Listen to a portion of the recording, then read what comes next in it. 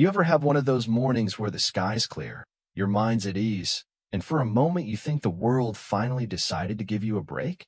That was me. Just a guy washing his car in front of his house on a warm Saturday morning. Music playing low, drinks sweating on the hood of the car, and the sunlight bouncing off the yellow paint of my Gallardo like it was forged from melted gold. I mean it for the first time in weeks. I felt still, peaceful. And then came Song Saw, entitled, Arrogant, blonde-haired and wearing a smirk that should have been taxed as a weapon. Walked up my driveway like he owned the place.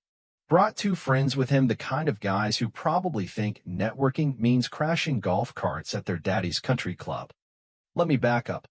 My name's Malcolm Turner. I run a tech security firm's small team, high-impact clients, mostly digital forensics and counter-espionage work. I grew up in Cleveland, not the best part, and everything I have, I worked for with blood, sweat, and code. I moved into Brookridge Summit about 4 years ago. One of those polished suburban communities with gated entrances and street names like Whispering Maple and Autumn Creek. I never really fit their mold, and truth be told, I stopped trying. People like me were not raised to expect inclusion. We learn early that success doesn't buy you peace. It buys you distance. But I liked my house. I liked my quiet. I liked my damn driveway. So that Saturday morning, when Carter Hayes, the 20-year-old spawn of the HOYC president, strolled up with his smug little entourage, I knew peace was off the menu. Nice ride, Carter said, squinting at the sun like it offended him. I looked up, still holding my washcloth. Thanks.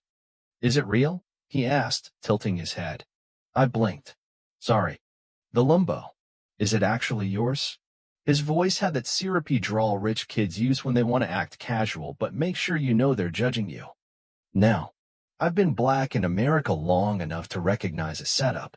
When someone like Carter says, someone like you, they're not asking for your resume, they're testing how long you'll dance before you bite. I smiled. Yeah, she's real. Had her flown in from California 2 years ago. My dream since I was a kid. Carter exchanged looks with his friends, that secret handshake of PRIV-legged little signals. Then he leaned closer, real casual. Just curious, man, how someone in your position affords something like that. I straightened up, not aggressive, just enough so he had to look up a bit. What position's that? He shrugged. You know, just saying. This neighborhood's kinda selective. Most folks here are surgeons, lawyers, hedge fund types. I don't mean offense. I'm just trying to wrap my head around the math. Oh, it was more than math. It was the polite racism, the kind that dresses up in khakis and talks in concern. The kind that doesn't say the word, but carries it like a loaded gun in its back pocket. Must be renting, his buddy chimed in. Or maybe it's a company lease, right? I could have laughed. Could have sent them packing. But instead, I leaned into the moment. You boys always interrogate your neighbors during car washes?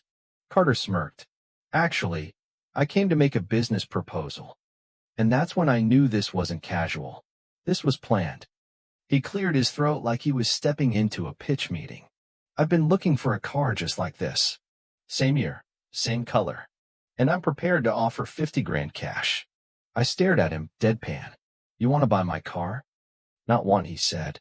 I think you should.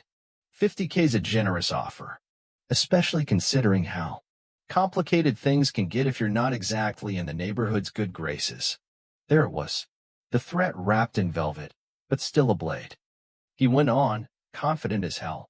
Told me how his mom, the HOYC president, had friends on the city council, police contacts, zoning inspectors. Said she could make life uncomfortable. Driveway violations, noise complaints, permit reviews, you name it. All I'm saying, Carter said, is that the smart move is to take the money and avoid the drama. I didn't flinch, didn't blink. I just said, give me 24 hours. He laughed, thinking he'd won. Sure, but the price drops tomorrow. 40 grand. And the headaches start. I watched them strut away like they'd closed a deal. But they didn't know who they were dealing with.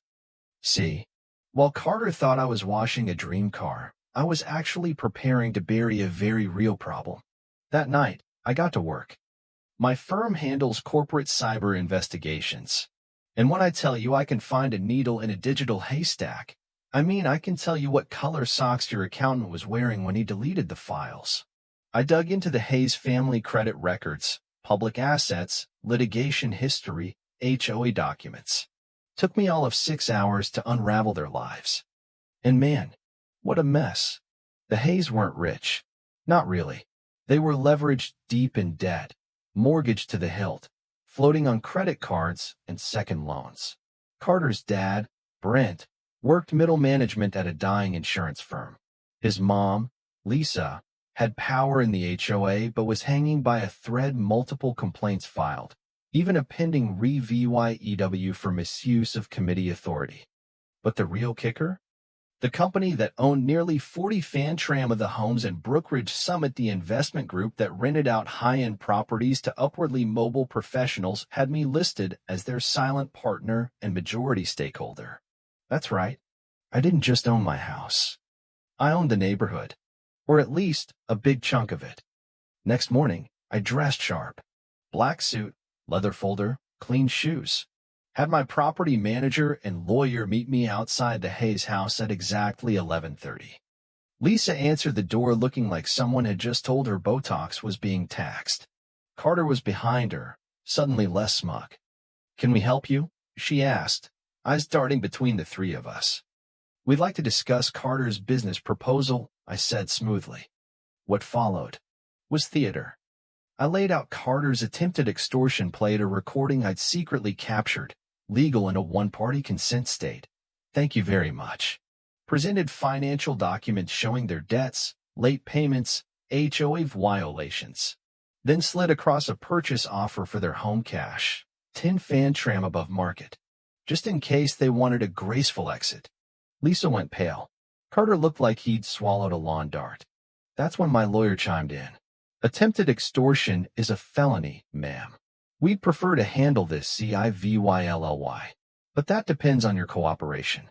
I offered them a deal.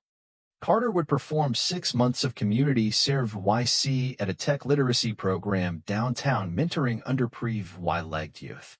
Lisa would step down from the HOA, write formal apologies to every neighbor she'd harassed, and agree to community mediation. They tried to protest. Then I showed them what came next if they refused. Lawsuits, charges, a public HOA scandal, potential job loss. By 6 p.m., the deal was signed. 3 months passed. I didn't expect to hear from Carter again. But then one afternoon, he knocked on my door. Different guy. No smugness. No designer hoodie. Just humility. He'd been teaching coding to kids at the center. Said he met a boy named Malik, 12 years old, brilliant, learning to program on a busted library terminal. Said something shifted. That helping the kid felt better than anything he'd ever done.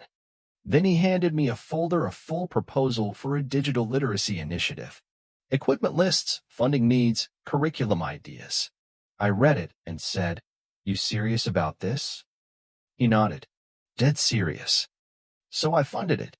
Internship, scholarship, mentorship. Full ride in tech education and youth development. I even gave him a tour of my garage, showed him the 2 other Lumbos I kept tucked away. "This isn't about the cars," I told him. "It's about building something that lasts." 6 months after our first clash, I watched Carter, now Mr. Hayes, to his students, teaching a room full of kids how to build their first websites. Linda Hayes, who once called me intimidating, was helping kids with math homework.